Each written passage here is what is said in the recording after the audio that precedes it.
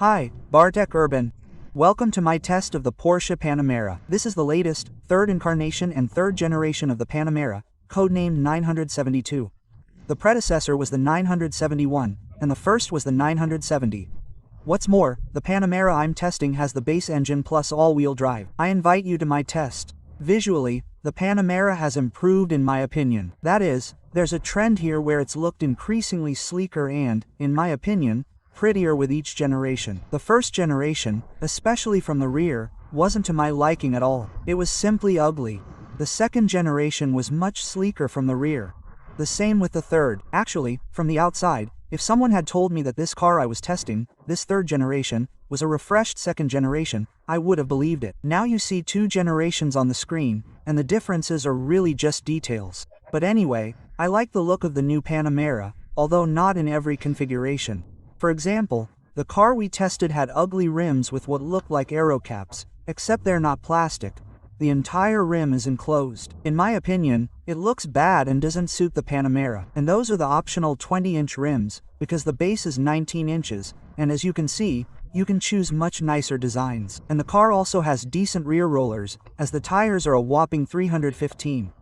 It's quite wide. Another thing is the spoiler, which I think, when extended, also enhances the Panamera's appearance. It simply raises the car's appearance, while in other models, like the GTS, it raises and extends to the sides, making it look even better. The last thing we can do, and this is standard equipment, is to lower the Panamera slightly. Yes, every new Panamera has air suspension. In the lowest position, the car has 12 centimeters of ground clearance, which theoretically is still suitable for everyday driving. For larger obstacles, we can increase the ground clearance to 14 centimeters. By the way, a cool feature is the ability to save the location where the car should always be lifted. For example, we can save this when entering the garage, so that the car always lifts itself, because it's saved via GPS. Clever.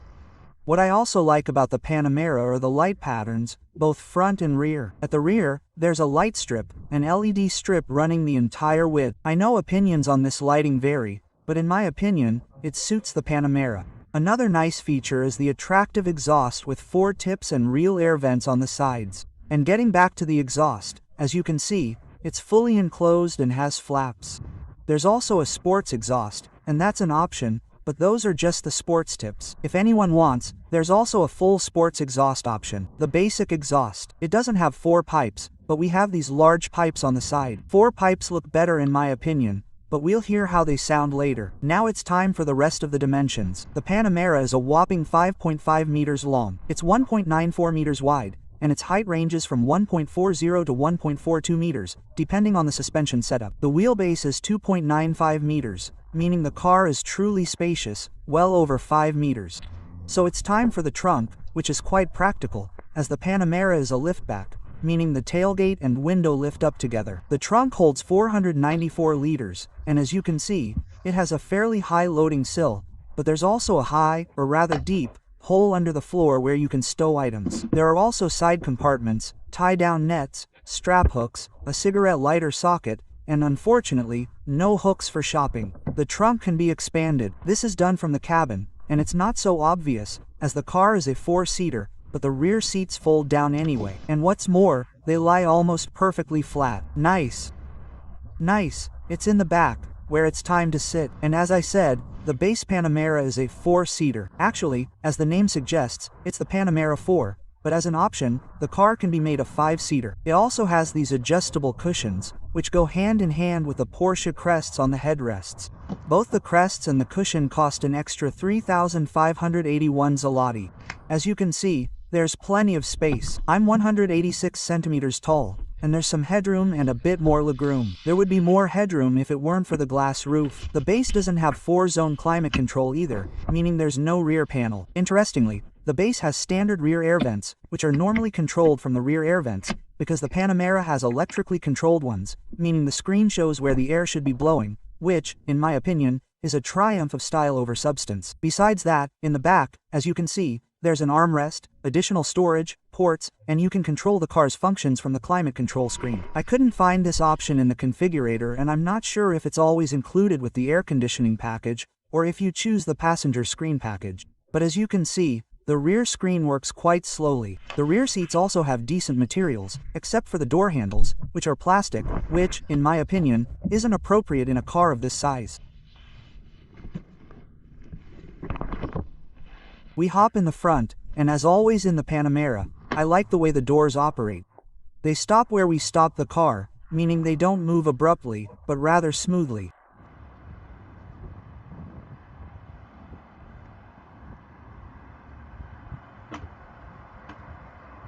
Another great thing is the seats. They not only look fantastic, they're very comfortable. This is the basic seat with the sport option, which offers even better lateral support. And if you want ISOFIX on the passenger side, that's also an option for 927 Polish zlotys extra. As you can see, the steering wheel is also electrically operated, and the classic Porsche start is on the left side. Oh, that's a bit of a bummer. But now it's time for the dashboard, and here are the biggest changes compared to the previous generation. Firstly, the dials are now fully digital. Secondly, the gear shift, moved higher, is so tiny. And thirdly, the optional additional screen for the passenger. And for me, these changes are 3 negatives, because now you see the predecessor, which had beautiful, classic dials, a nice gear shift, and this screen is also unnecessary for the passenger. Although fortunately, the new dashboard still has a classic layout and is relatively legible. Although the dials are digital, they have classic motifs and can be slightly modified, so that's a plus. The passenger screen, as I said, is an option, so it's not necessary, which is a good thing. I completely fail to understand why anyone would need it, especially since there's a standard screen in the center. Another change is that the starter is still on the left, but now there's a button, whereas before there was a knob, as if it were a fixed key. The previous solution had definitely more style and character, although you can't really tell, because the new interior looks even more modern. I don't know if that's what customers expect, but it does look modern. We still have the buttons on the center tunnel, which are haptic, because it's like the entire panel moves. It's nice that there are still separate buttons for the air conditioning, and they're physical buttons. As I said, I don't understand why the air vents and their direction were so complicated, because that's controlled on the screen instead of the traditional way with the air vents. Fortunately, the screens themselves work very quickly, smoothly, and are intuitive. They also have a nice resolution and graphics. I also always like the clock on top in Porsches, which is part of the Sport Chrono package, where you can, for example, start the stopwatch when you're about to hit the track. While the Panamera isn't a track car, it's still a nice touch. And with the Sport Chrono package, you also get driving modes, including Sport Plus and Sport Response, which means the car is immediately armed with the fastest settings for 10 seconds, with the lowest gear immediately ready to attack, meaning overtaking. Then, you also get a launch control, which isn't available in the base Panamera. The steering wheel knob is fantastic. So let's see if the materials are still great.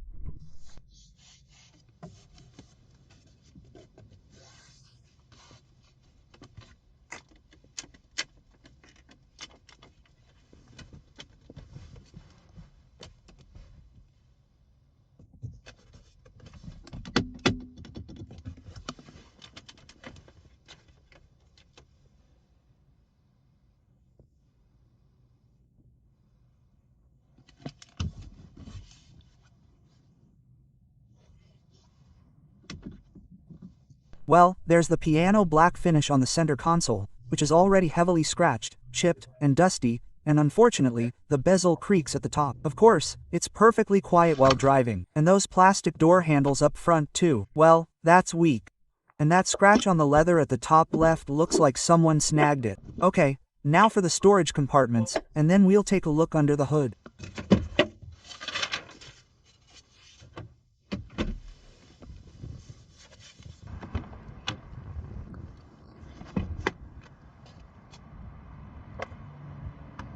And under the hood, as I said, is the base engine, a 2.9-liter V6 biturbo with 353 horsepower. This engine is familiar from Audi, such as the 4 rupees and 5 rupees.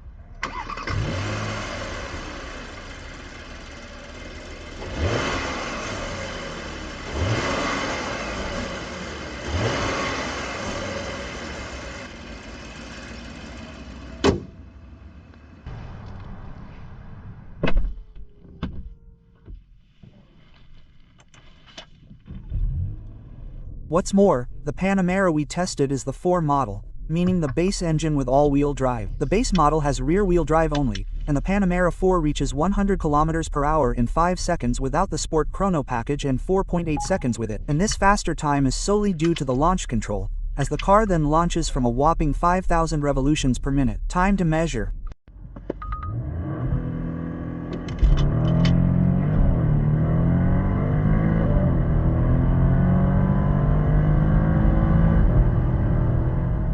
Oh, it starts beautifully, and the result is 4.6 seconds, which is 2 seconds faster than the manufacturer claims. For a car with 350 horsepower and a 5-meter-long weight of 1,920 kilograms, that's an excellent result. I also took the measurement in the slowest mode, without the launch control. Then the result was 5.3 seconds. Still super fast.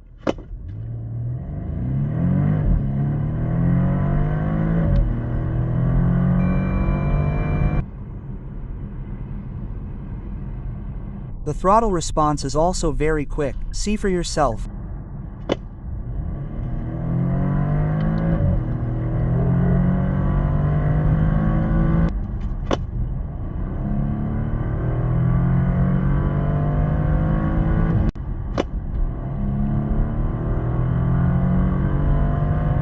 It's very nice, and the PDKA gearbox is super quick. Bravo. Just a shame about the steering wheel. That little switch at the top, I'm not really feeling it. What someone might also be missing is the sound, and therefore a bit of emotion, because as we know, sound intensifies it. Let's hear what a basic Panamera sounds like with the standard exhaust and sports exhaust tips, although those tips probably don't change the sound.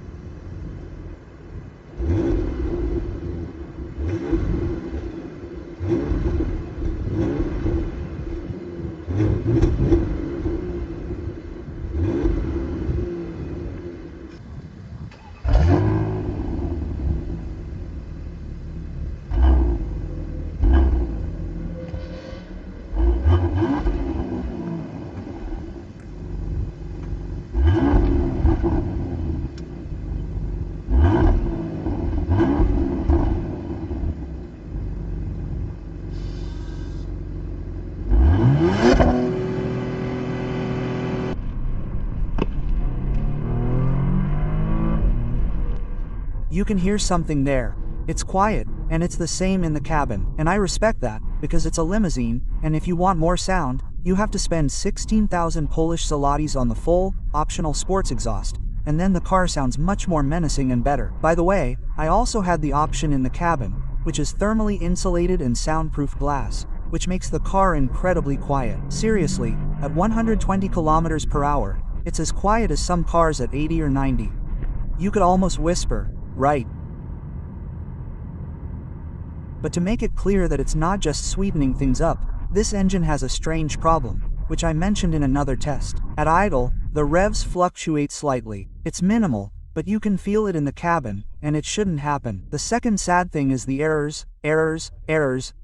For several days, I had problems on the dashboard with the safety systems, road signs, braking assist, lane keeping assist, and so on. And it wasn't a problem with a dirty car or dirty sensors, because even after washing, the same thing happened. Sometimes I could just turn the car off and on, sometimes not.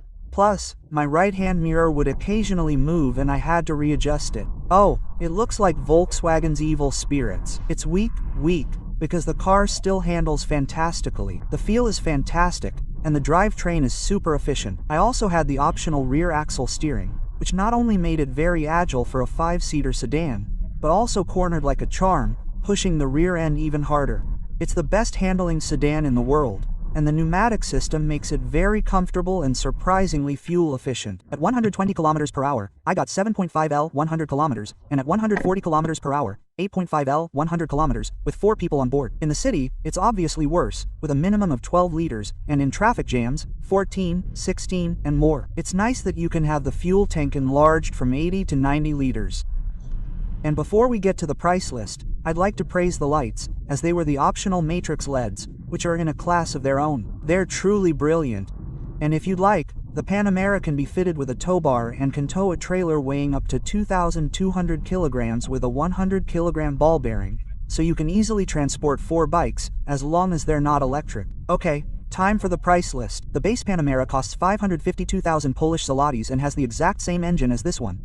A 29-cylinder V6 biturbo, 353 horsepower, but with rear-wheel drive. With 4-wheel drive, the Panamera 4 we tested costs a minimum of 571,000 Polish zlotys. And if you want a V8, you have to choose the GTS variant, which starts at 792,000 Polish zlotys. And these are the only 3 fully internal combustion Panameras without electric power steering, without the help of hybrids. And in the case of the Panamera, it's worth going for hybrids, because, for example, there's the Panamera 4i Hybrid, a plug-in hybrid with the same twin-turbo engine, slightly boosted to 304 horsepower, but with an electric motor, so a total of 470 horsepower and 0 to 100 km per hour in 4.1 seconds, not 4.8. And the Panamera 4i Hybrid costs 3,000 Polish zlotys less than the Panamera 4. Yes, you heard correctly. The Panamera, with 470 horsepower, costs less than the Panamera, with 353 horsepower. Yes, there are drawbacks. The Panamera Hybrid has a 64-liter smaller trunk, an 80-liter fuel tank, which can be expanded to 90, and is 300 kilograms heavier. But honestly, in this case, there are almost no sacrifices, and buying a Panamera 4 is probably not worth it. It's better to go for the Panamera 4 Hybrid version. And the car we tested didn't cost 571,000 Polish zlotys, but, as you can see, 721,000 Polish zlotys. With Porsche, you pay a lot for extras, and often so little.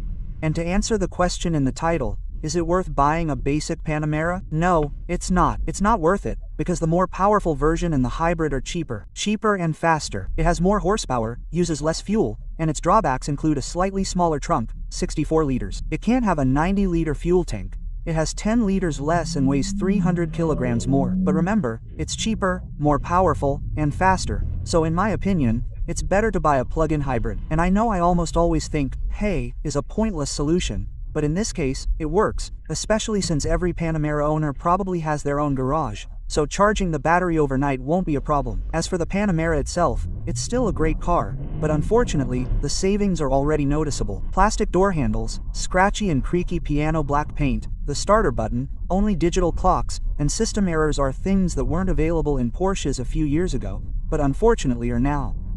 It's a shame, because these are minor blemishes that shouldn't appear on such a unique car. This disappointed me, but other than that, the car drives brilliantly, is super comfortable, quiet, and looks great. And importantly, even with the base engine, it delivers excellent performance. And if you want a slightly better sound, I recommend the optional full sports exhaust.